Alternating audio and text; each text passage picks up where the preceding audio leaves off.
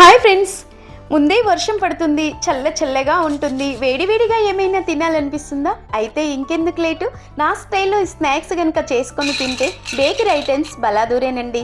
అంతా టేస్టీగా ఉంటుంది. ఎలా తయారు చేయాలో చూసేయండి. నేనైతే 1 కప్పు మిల్మిల్కలు తీసుకొని దాంట్లో బాగా ఉడికించిన వాటర్ పోసి 5 మినిట్స్ పక్కకు పెట్టేసుకున్నాను.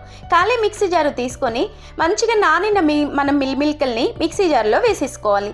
అదేవిధంగా కీమా టైప్లో చేసిన మిల్మిల్కల్ని ఖాళీ బౌల్లో వేసుకొని 3 స్పూన్లంత సుజీ రవ్వ వేసుకొని 2 స్పూన్ల శనగపిండి వేసుకొని పెద్దపాటి ఉల్లిపాయ పొడుగులో చీరేసుకొని 1 క్యారెట్ని సన్నగా తరిగేసుకొని 2 పచ్చిమిర్చిని సన్నగా తరిగేసుకొని ఉప్పు కారం జీలకర్ర తగినంత వేసేసుకోవాలి.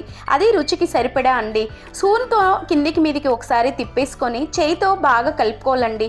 మనకి ఉల్లిపాయలలో వాటర్ ఉంటే కనుక చూసి వాటర్ వేసేసుకోవాలి. ఒక చిన్న కప్పులో 1 స్పూన్ ఆయిల్ వేసేసుకొని చేతికి అద్దుకుంటూ ఇలా ఒత్తేసుకొని గారెల టైపు పక్కకు పెట్టేసుకోవాలి. మనకి స్టవ్ వెలిగించుకొని ఒక కడాయి పెట్టి తగినంత ఆయిల్ వేసేసుకొని చేసి పెట్టిన మిల్మిల్కల గారెని చక్కగా ఈ విధంగా చేసేసుకోవాలి. చూస్తున్నారు కదండి, వేడివేడిగా చల్లని వర్షానికి తింటూ ఉంటే సూపర్ టేస్ట్ అండి.